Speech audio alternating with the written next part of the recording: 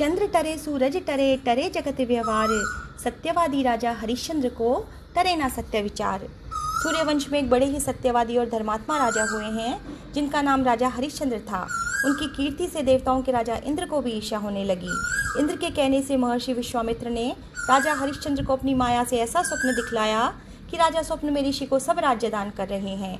दूसरे दिन महर्षि विश्वामित्र अयोध्या आए और अपना राज्य मांगने लगे। सपने में किए दान को भी राजा ने स्वीकार कर लिया और विश्वामित्र जी को सारा राज्य दे दिया। अब दान की हुई भूमि में रहना उचित न समझकर स्त्री तथा पुत्र के साथ वे काशी आ गए। क्योंकि काशी भगवान शंकर के त्रिशूल पर बसी है, अतः वह पृथ्वी में होने पर भी पृथ्वी से अलग मानी जाती है।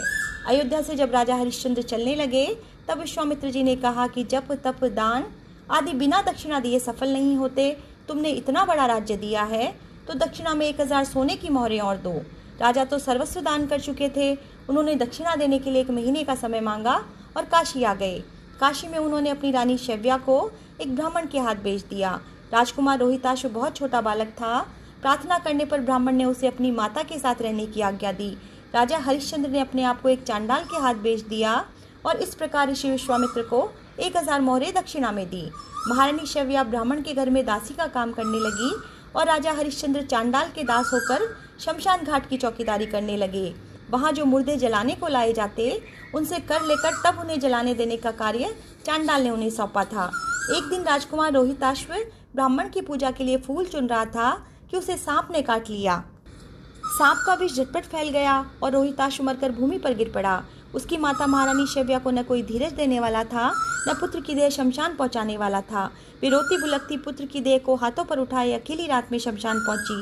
वे पुत्र की देह को जलाने जा रही थी कि हरिश्चंद्र वहां आ गए और शमशान का कर मांगने लगे। तब रानी ने उन्हें पहचान लिया और कहने लगी, महाराज, ये तो आप ही का पुत्र है और मेरे पास कर देने को कुछ नहीं है।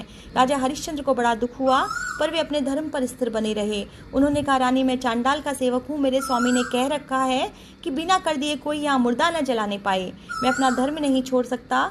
तुम मुझे कुछ देकर तब पुत्र की देह जलाओ। रानी फूट फूट कर रोने लगी और कहने लगी, मेरे पास तो यही एक साड़ी है जिसे मैं पहने हूँ, आप इसी में से आधी कर के रूप में ले लें।